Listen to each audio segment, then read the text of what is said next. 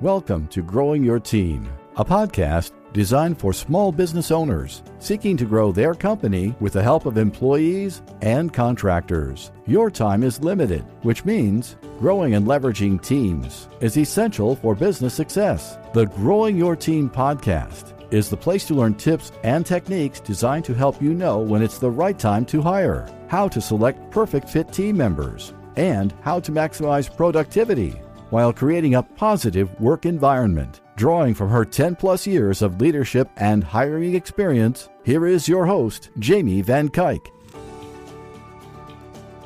Hello, Jamie Van Kuyk here, and welcome back to the Growing Your Team podcast. Today, I have on guest Ashley Haywood. Ashley is a mom, wife, and an e-commerce expert. She's a tea lover, health nut, and an adventurer. Ashley always loved high-end teas, but was annoyed when measuring out loose leaves, cleaning up infusers, and sticky honey. She created Embrew, lightly sweetened tea bags, to make the perfect brew every time, so we can all enjoy more tea with less hassle. Ashley and I met through the No Woman Network, and I'm so excited to be sharing her with you today on the podcast. One of the things that Ashley and I are talking about during this episode is how Ashley scaled her business and started hiring a team before she even had the opportunity to go full-time herself, which I know can sound scary when you're hiring a team and giving your employees more than you're taking yourself out of your business. But sometimes it's the right thing to do in order to scale your business, so then your business can produce what you need and what you want, so you can ditch the 9-to-5 or start drawing that good paycheck from your business. And we're also talking about tea versus coffee and how they can impact productivity with your employees. So let's jump into the episode. Hi, Ashley. Thank you so much for joining us today on the Growing Your Team podcast. I'm super glad to be here, and I am impressed so much with what you've done in growing your own business. And thank you so much for having me as a small business owner to talk about the good and the bad things about growing my business and my team as I've started. This is like the 6th or 7th year being in my business, but it still feels so new to me and fresh because I'm learning so much all the time. Yes, there always is so much to learn. But before we get into all that, can you take a moment and introduce yourself and your business? Yeah, great. I'm Ashley Haywood.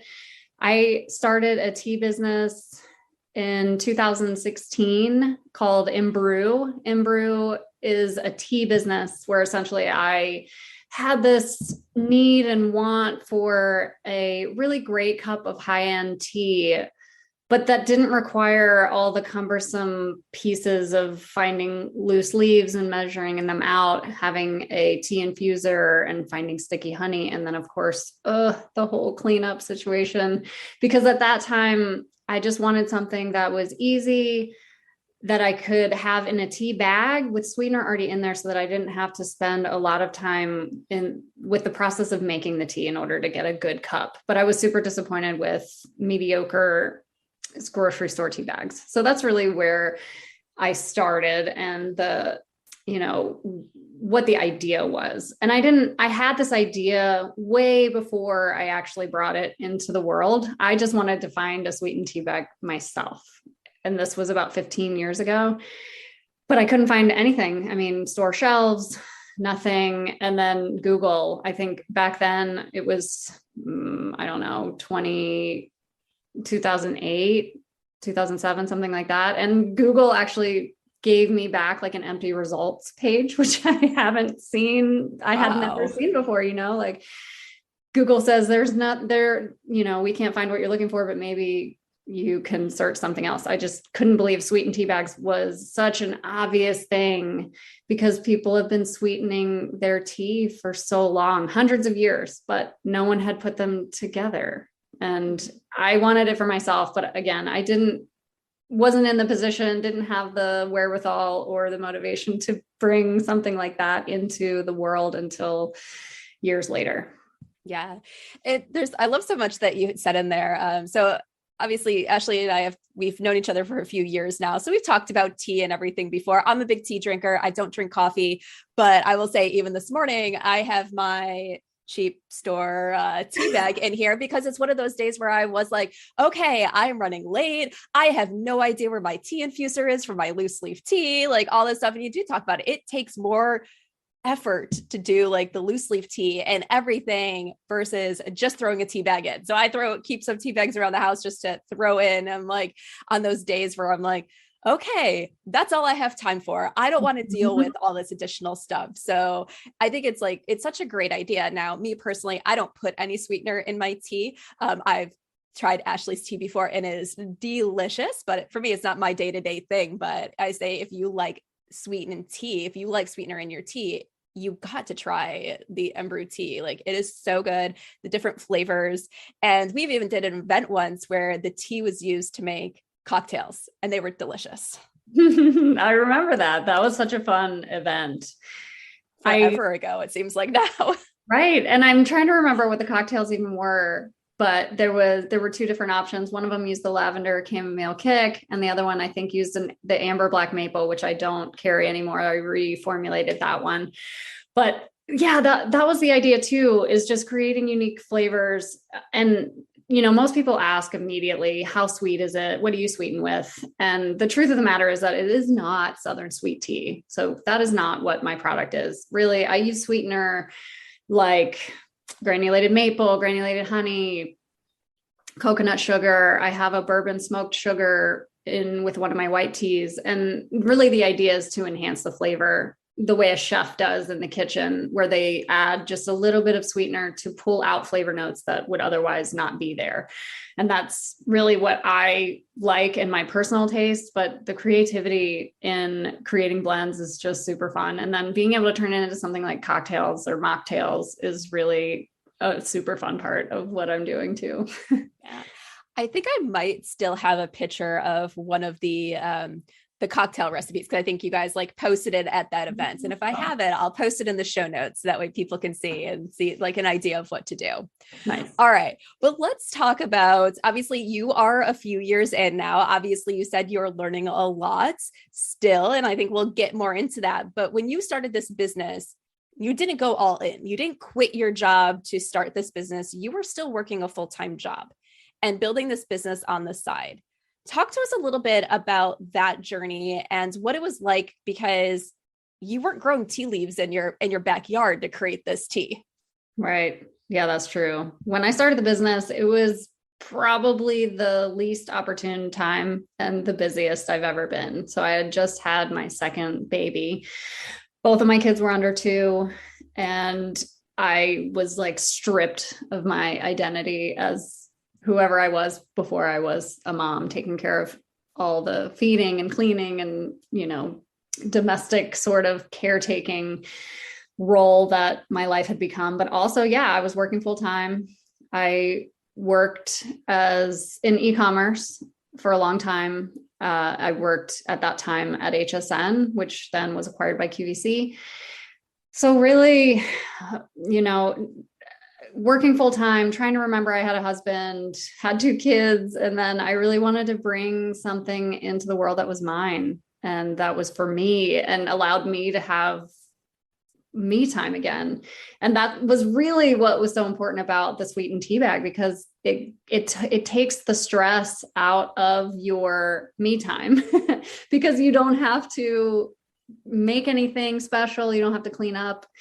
And at that time, I wanted to be able to start something, but I knew doing it by myself was going to be challenging. I'm the type of person that tries to do everything myself, which is, the thing that creates burnout and frustration and really keeps the business from growing, is trying to do everything yourself. So I learned quickly that not everything needs to be perfect, that getting something out there in an imperfect way to get started and learn is the only way to start moving. And so that's what I did. I started the business, I created a few flavors, and I went to Localtopia, which is a big event in St. Pete. And I got in front of people to help, like, let them taste it, give me feedback. And I had people helping me from the start. I mean, and even if you don't pay people, there are people that are invested in you as a human being and as a friend and a family member that will help you if you ask. And even when I didn't ask, there were people offering, which was amazing. My dear, dear, dear friend Cassie has been with me since the very beginning. The first day in the commercial kitchen where I was going to be making the tea, she was like, I want to come. I want to help you. And I agreed and never expected it to be that she was there every single time that I had a tea making session. And she just did that to support me for a really long time. And friends that would come help me at events, slinging tea samples to people and helping in the background. And that was really awesome to help me get an understanding of what was needed in the business so that I could also duplicate and replicate that in paid employees or paid contractors, for example, in the kitchen, helping me make the tea, at events, helping me sell the tea to other people. And then that turned into, what do I need from a marketing perspective? What do I need from an accounting perspective? And all of those things as a solopreneur are critically important. And I ignored a lot of them for a long time. And, they just would keep poking me as like, gosh, I don't want to do this. I need help. And then eventually you hit your breaking point and wonder why you didn't hire a bookkeeper from the very beginning. Right. I feel like there's so many important things in what you said there. Is first, obviously, most of the time when we, with growing your team, we talk about hiring employees. We talk a little bit about hiring contractors. But Ashley just brought up like a super, super important thing is your team doesn't always have to be paid help. And we're not talking about taking advantage of people. We're definitely not talking about that. But your team can be that network of people that support you, help you out, that you go to for questions, your mentors. Those people are sometimes super, super important part of your team because they give you insight that you wouldn't be able to see on your own. They help educate you on things that you don't even know that you're missing, and they support you. They continue to cheer you up when things are hard. They help you see the value of what you're doing when all you're seeing is the work.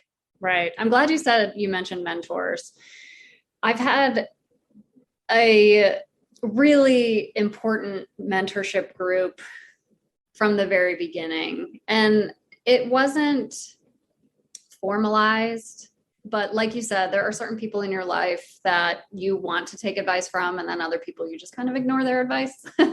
But latching onto the people who you respect and other business owners, putting yourself in a situation where you can meet other small business owners. So Jamie, you and I are part of the No Women in Tampa Bay, I guess, including Sarasota now, right? Is it just Tampa, Clearwater, St. Pete? I don't even know. Tampa, Clearwater, St. Pete. Sarasota is separate, but I think we do some events together for in person.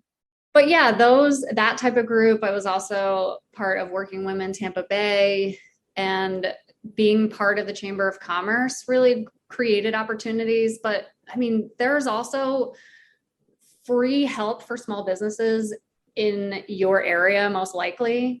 I found a business, it's not a coach, I'm trying to think of the exact term, I think a business advisor through the SBDC, which is the Small Business Development Center, which is nationwide, and they partner you with an advisor on their team for free. And they, depending on who you get as an advisor, they might have a specialty in certain areas of business where they can help you see blind spots and guide you through, I don't know, the importance of having a P&L and creating projections for your business and asking you questions about your social media marketing or your marketing plan in general. What's your business plan? Like, those resources are available for free for small businesses. So look for them, take advantage of them, and find people who can guide you in a way that will kind of help reduce the learning curve a little bit. There's no skipping the learning that you will receive in trying to figure it out yourself, but there are definite shortcuts that you can take by finding people who have blazed the trail that you are also following. Right, exactly. So let's go back and talk a little bit about your journey. So you're working a full-time job, you're starting this business. You mentioned that you pretty much had to wait till you reached your breaking point before you hired for certain things. And that's why I always tell people, like, look for the signs that it's time to hire in your business so you don't have to reach that breaking point, because too often we are so in our business that we don't really realize what's going on. So I always say at least once a quarter, review your business for the signs that it's time to hire so you can not reach a breaking point. But you reached that breaking point. You said, I need help. But at that point in time, you were still working full time. So tell us, was there a struggle between paying somebody to do work for you when you're like, this is my business and it's still on the side and I can't leave my full-time job yet for this business? Yeah, absolutely. I had a difficult time, like I said, because I try to do everything myself. And so I, of course, was starting this business because of my love of tea, but also to create a business and be an entrepreneur and consider myself successful and actually pay myself, which wasn't happening when it was a side hustle. And hiring for help, trying to understand the vision that was to come, but this stepping stone in order to get help to grow the business to get to the point that I needed it to in order to go full time and grow the business in a meaningful way. It was hard. I questioned everything. I questioned how much somebody deserved to be paid, how much it made sense to pay someone. So I would structure things based on what I would expect if I were in their shoes, and not necessarily from the point of view of, I don't want to just try to get away with the cheapest intern that I can to get a job done, because you get what you pay for, right? And sometimes you might get lucky and end up with somebody really great that doesn't expect to be paid. But I would say that that's pretty few and far between. And investing and believing in your money being well spent is critically important as you grow. I can't say enough about hiring good people and finding the right people that can grow with your business. I've developed relationships. Like, I don't have any full-time employees. I do hire out everything. I'm still a solopreneur. But finding valuable people that you pay for their services is what you need in order to be successful and eventually get your business to a point where the growth outweighs the cost. And investing in those people is super important. So I've had a weird relationship and attachment with money. Everybody does as a business owner. They either borrow a bunch of money and then use that, or they invest their own money, or they use cash flow in the business, or a combination of those three things. But yeah, I was even just part-time having to figure out, what am I going to do in order to grow this business, and what people do I need to help me in all the different areas? Yeah, I think there's so many important things there. And to go back just kind of like the very beginning, like, it is something that I see people struggle with all the time. Like you said, like, there's that attachment to money. Like, we have a lot of people have that money mindset issues. And I think there's always that thing where it's like, I'm not making that yet from my business, so why should I pay somebody that? Mm-hmm. And I see that all the time, or people that it's like, they are pulling money from their business. It maybe is their full-time thing, but they're looking at what they're making and then saying, but I'm not making what I want to be. I'm not making what I consider is what I should be making for this. So why would I give some of that money to somebody else? Yeah. And, I think sometimes we need to get over that to say, the way that we're going to get to the point where we can pay ourselves what we want to pay ourselves is by growing the business. And sometimes you can only grow the business if you get the right people on your team. And like you mentioned, Ashley, like you don't have, employees yet, you're still a solopreneur, but you have you have this network of people that are helping you, of contractors and partners and stuff that are helping you do everything that needs to get done in your business that you can't do, either because you don't have the time to do it, or it's not your wheelhouse and why you're going to struggle with it. Mm-hmm. So I feel like that's really important, is just to remember is, if you're not making what you want yet, it's because you need more revenue in your business. And sometimes you need to hire to get that revenue. I know sometimes it's painful to make that leap and to start giving money to someone else before yourself, but it's sometimes what you need. So I think that that's really, really important. I agree. And all of what you said is helpful in building the foundation for your business. So what I had to understand was that when I'm paying a digital marketing agency a retainer that, like you said, is more than I'm paying myself, how do I understand the value of that? And for me, it was all about the beginnings and building this foundation so that when all of that foundation is in place, then I can start building on it. And maybe those relationships change and that amount of money changes. Maybe you have a short-term plan to get a few projects done and you invest in that so that you can then build upon that, either with a specific sales channel that you're going after or something like that. It really is an investment that you have to believe will come to fruition, but being careful that you're building a foundation that helps build your business the way you want it to be. So I'm speaking in vague terms, but for me in my business, I invested in a rebranding and a digital marketing agency help for a year. And it was quite a big investment for me as a small business. And having those people and professionals to work with, and I have a marketing background, I have a branding background, and those skills for me allowed me to hire the right people and make sure that they were doing better than I could do, because I had taken my business as far as I could in that world. And I knew that in order to springboard forward, I needed to pay professionals that could really give me something that was long lasting and use their expertise for a period of time. But it wasn't infinite. I had a finite amount of time. I put a lot of work into building this foundation, and now I'm reaping the reward of spending that money.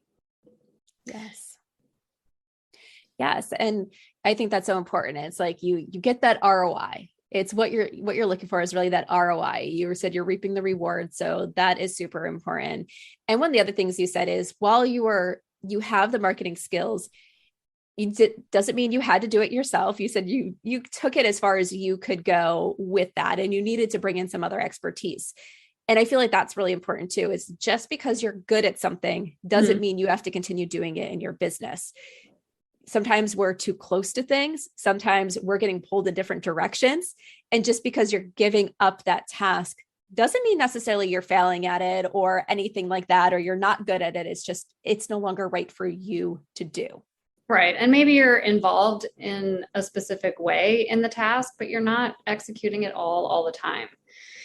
And like I was saying, the skill sets that I had really helped me navigate those things. So and in order to save money, honestly, I did some of the work, and these people that I paid did some of the work. And that allowed an accountability to happen as well, to keep focus on certain things, because no matter who you hire, they're always going to need something from you, whether it's direction, approval,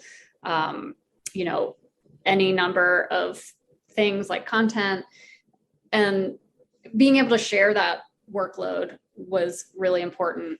And I did the same thing when it came to bookkeeping. So bookkeepers can be expensive depending on your type of business. I have a very transactional business because I have a product-based business. So there's a lot of transactions and bookkeeping needs, but I hired a bookkeeper to train me, to get me on QuickBooks and help me set up everything that I needed properly in QuickBooks. And then they trained me on specific tasks. And then at the end of the month, they spend an hour and a half rather than 5 or 6 hours, because I was able to do some of that work ahead of them and make sure that I'm being careful in this particular phase of my business to not just end up spending an exorbitant amount of money unnecessarily. So I think sharing those tasks is also helpful. Yes. And I think that's so important. I think that's a part of hiring and like kind of who you need on your team that I haven't talked about in a while. And there are different types of support you can help for your business. And one is the trainers and educators. So you hired someone to teach you what you needed to know so you could do specific things in your business. And the important thing that you said is you're still not doing all the bookkeeping, but you're doing some of the work where then it can be this clean package in a way to hand off to them to do their work. So you're still involved. You know what you need to know in everything, but then they're doing the work that either you don't have time for, or you're like, yep, I don't care about learning that. So they can do that part. So I think that's super important, is sometimes that help that you need is the help to teach you what you need to know. Because even though we should delegate and outsource and that stuff, there's still things we need to know as business owners. There's things we need to know, like even with the marketing, you need to know enough to say, is this person producing the ROI that's needed for my business? And being able to be that kind of like overseer of things while they're executing things. And you need to know that stuff. So sometimes that hiring the teachers and educators is just as important as hiring the person that's going to do the task itself. 100%. Totally agree. And that's really what the mindset for me has been, from having a side hustle, even into working in the business full time. And where do I go from here? Right now, I've just been invited into a program where it's specifically a mentorship program with other small business owners that can fill in gaps and show and contribute to the blind spots that I have in my business to help carry me forward. And I've spent the last 6 years identifying where those pieces are so that I can recruit people to help me in a meaningful way, which I'm really excited about in this next phase of my business and the growth that can happen. Because these business mentors, I mean, this is a much more formalized mentorship relationship than I've had in the past, which is what I need in order to have focus.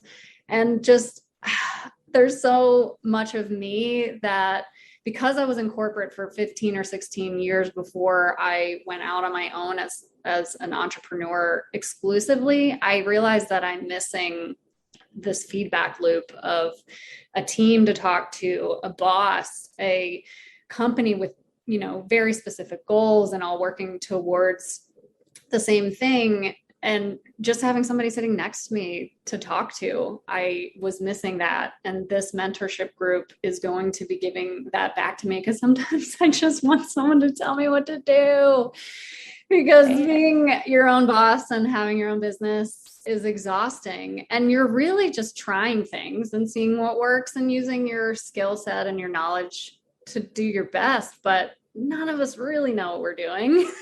And having somebody else who have done these things before and their business has been where I am right now, they can give me steps and tell me what to focus on. If there's a specific sales channel that will be easier to go after because there's a bigger opportunity, like help me focus in those areas where I sometimes get like shiny object syndrome and get distracted by things that I think are going to be great, but they're really not going to help move my business forward in a meaningful way. So I'm really excited about having those people in my corner in a little bit more of a solidified way to hold me accountable to my own hopes and dreams for the business. Yes. Yes. I love that. And like, that's another source of, sometimes mentorships like that, groups, collaboratives, masterminds, sometimes you have to pay for them. Sometimes they're free, depending on which ones you join, but it's another form of help you can get for your business. Last year, I was part of an HR mastermind that a bunch of us small business owners in the HR realm decided to start together. And it was so impactful for our businesses. And the funny thing about it, some of the things we talked about the most were HR challenges, or like, this is going on in my business with hiring, or this is going on with my team member, like, walk through this with me because I'm too close to it. And we were the professionals, the experts there, but sometimes like you just needed someone who was not involved to bounce those ideas off of and say, all right, what should I do here? Is my thought process right here? Yeah, that's exactly what I'm talking about. That those professionals that may be in the same industry as you, but they might not be either. They could be in a totally different industry, but they can see things more clearly than you because of how far away they are from the everyday work that you're doing. Not in the day-to-day. All right, Ashley, before we wrap up today, let's talk a little bit more about tea real quickly. And caffeine and productivity and coffee. So tell us a little bit about, we all want when we hire people or even ourselves to be highly productive. How does coffee factor into that, and why is tea better? I'm glad you asked. So I went down a rabbit hole it's been over a year now, where I wanted to create like this really quick freebie download for my website, like the 5 easy ways to transition from coffee to tea. But once I started doing the research, it was just so compelling and important to learn about what the dangers of caffeine and that caffeine habit really it does to our bodies and to our minds, where there are millions of, like, I shouldn't say millions, but there are a lot of studies that show how good caffeine can be for focus. And I don't doubt that in the least bit, because what caffeine does is it triggers our adrenal system. It puts us in a fight or flight mode that puts adrenaline in our body. And when that happens, let's say in primitive times, we were in a dangerous situation, like we were being chased by a lion.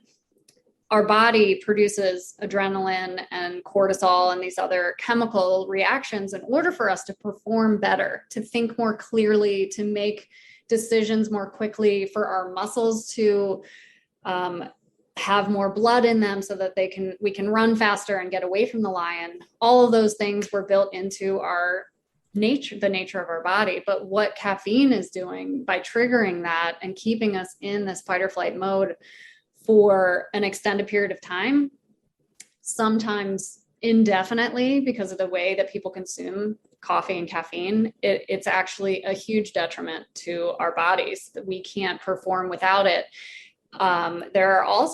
There's an interesting study that I found about bees. Bees were given caffeinated nectar in flowers to try to see what happened, to see if they would go back to the same places. And what it showed was that when they were caffeinated, they would keep going back to the same flowers, because it created this memory link between, oh, this is what I get when I go here. This is a repeated pattern. I like the way this makes me feel, so I'm going to keep doing it. But they were much less productive in their honey making, because they would spend time going back to the same flowers and there was no nectar there. So I think if you were to apply that study to what we are doing on a daily basis, I think caffeine is perhaps forcing us into this state of mind where we feel like we have to scramble and we have to get as much done as we can. And we're missing a lot of what we would be having in our creativity if we were just calmer and we could use our intuition more and less of a drive, get it done, get it done, get it done. And what the real dangers are with caffeine happening in our bodies is, it would be, an hour-long discussion, but there are things that so caffeine has a half-life, which means the half-life of caffeine is about 5 or 6 hours. So what that means is if you drink a cup of coffee and it has 200 milligrams of caffeine in it, your body is only able to process half of that out of your body in 5 to 6 hours. So you still have 100 milligrams of caffeine going through your body. And then, what that means is if you drink caffeine in the afternoon, you may have caffeine in your body all the way through to the next morning until you start your habit of drinking coffee again in the morning. And what that does is it really overworks that adrenal system in your body and causes fatigue and a lot of different ailments. I mean, not just anxiety, stress, insomnia, things like that. There's a whole lot of other things that are happening, but it's this really simple 5 tricks to get weaned off of caffeine using tea turned into a now 35-page ebook that I'm putting the finishing touches on, just to help people understand the difference between the caffeine that's in coffee because of the high volume and what's in tea. So tea has about a third of the amount of caffeine that a cup of coffee does, if that. So there's obviously a lot of caffeine-free herbal teas as well that can be great alternatives for drinking that caffeinated cup of coffee that's most likely doing more harm than good. So that's such great information. I'm always happy that I never started drinking coffee. But I'm a tea drinker. So I like that little bit of caffeine at times. But yeah, like it is one of those things where I feel like now, even with the tea, sometimes the more I drink it, the more I feel like I need it. And it's like, so it is a slippery slope because some days you might be super tired because your kids woke up a bunch in the middle of the night and you're like, I just need something. And then you drink it and you feel good for temporarily, but then in the afternoon, it just seems like it hits you like a freight train that you feel like even more tired and you feel like you need more caffeine. And it just creates this really crazy loop. Mm-hmm. Yeah. One of the things like I started doing in the mornings, unless it was one of those things where I'm like, oh my God, I'm so tired. Like I need something to help me wake up, is I've started drinking like the herbal teas, the caffeine-free ones. Cause I'm like, I like the habit of drinking the tea, but do I necessarily need the caffeine this morning? And then sometimes I'll wait until that afternoon crash. And if that afternoon crash happens, be like, okay, now it's time to drink the tea.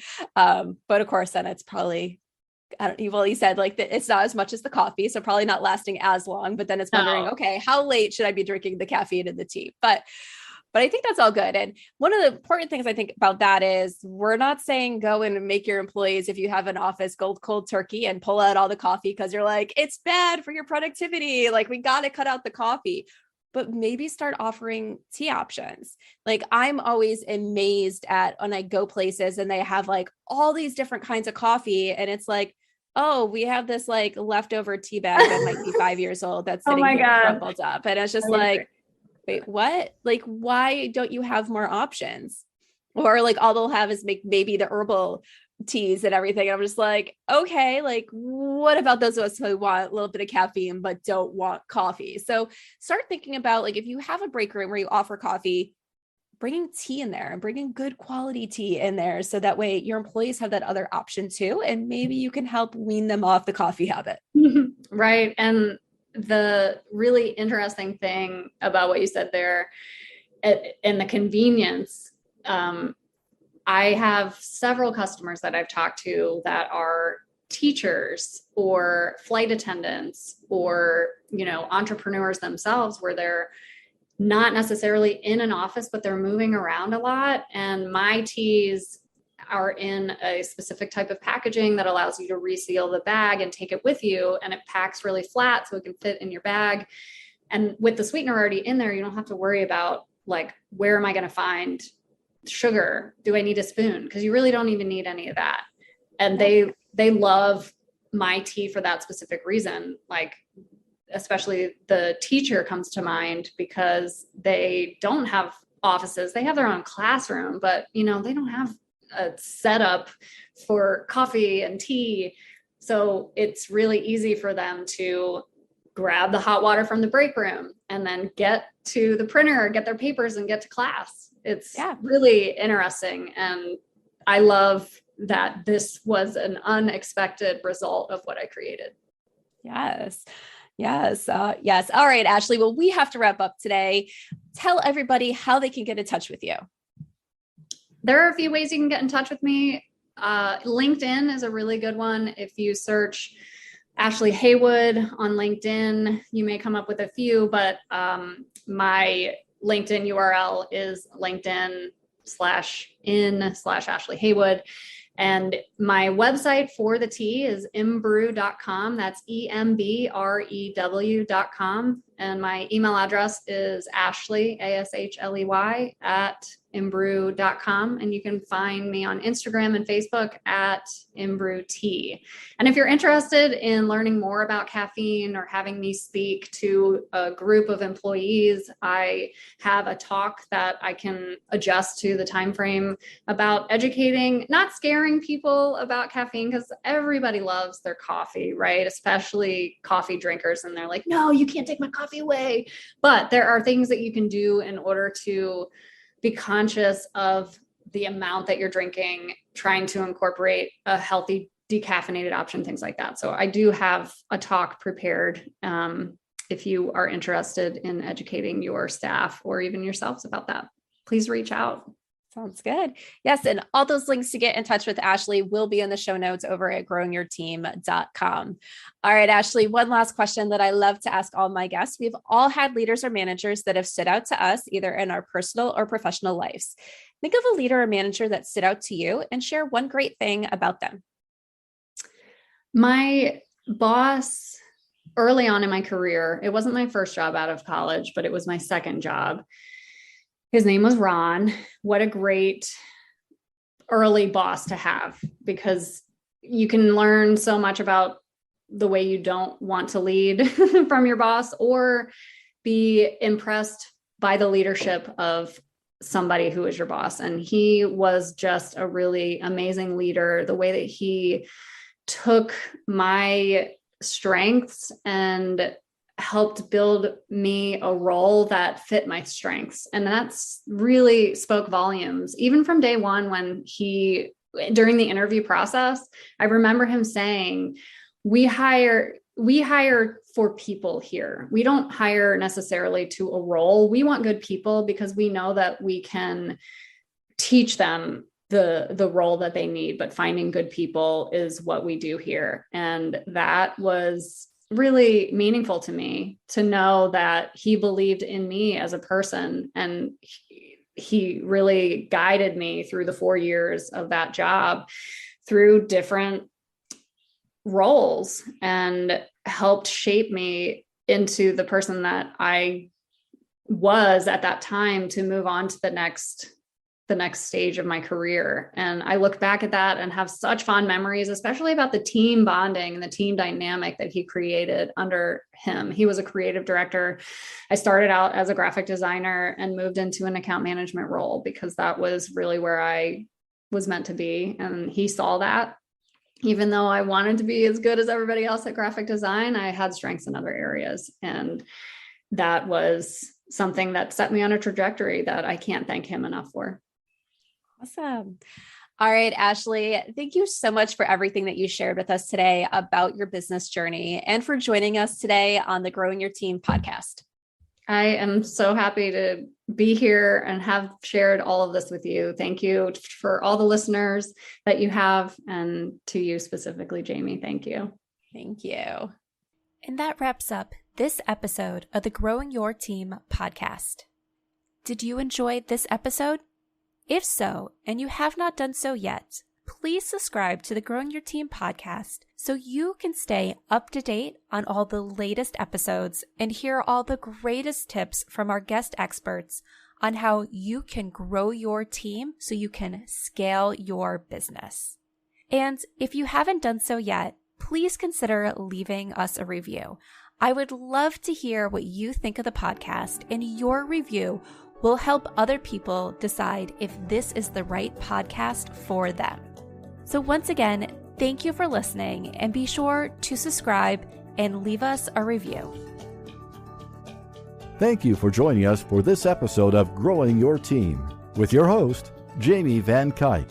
Be sure to subscribe and head on over to growingyourteam.com To connect, access the show notes, and discover more ways to hire and leverage your perfect fit team. With the state of today's economy, it is more important than ever to invest in products that last for years to come. As the seasons shift and get cooler, make sure your closet is stocked with durable layers that stand the test of time from American Giant. American Giant's clothes work harder and are wearable season after season. Their greatest hoodie ever made is made of the highest quality materials that are cut and sewn right here in the United States. So you're investing right back into your local community. Choosing American Giant means taking a stand for American manufacturing and hardworking Americans, something other mega corporations don't care about. From fleece to knit, all in a range of colors for versatile daily wear, American Giant delivers everyday pieces designed for everyday life. Feel the difference of quality made-to-last clothes from American Giant. Get 20% off your first order with code STAPLE20 at american-giant.com. That's 20% off your first order at american-giant.com with code STAPLE20.